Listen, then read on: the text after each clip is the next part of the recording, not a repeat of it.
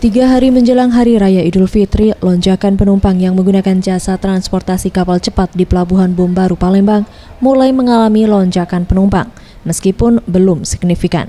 Dari pantauan Sriwijaya TV, Selasa 14 Juli 2015, lonjakan penumpang pada H-3 Lebaran sebesar 5% atau mencapai 850 orang.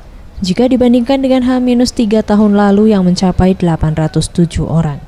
Menurut Wakil Koordinator Pos Pelayanan Terpadu Pelabuhan Bombaru, Soeharto mengatakan penurunan penumpang ini disebabkan dengan adanya Pelabuhan Tanjung Api-Api dan Bandara yang juga mengangkut pemudik asal Babel.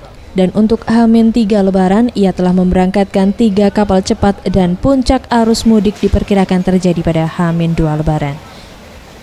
Untuk dari Muntok ke Palembangnya, kalau yang hari biasa itu cuma 1 kapal, sekarang kita perbantukan untuk mengangkut dari Muntok ke Palembang itu 3 kapal. Kalau memang lebih banyak lagi, kita tambah lagi kapalnya. Nira Rarasayu, Farel Dusatria, Sriwijaya TV.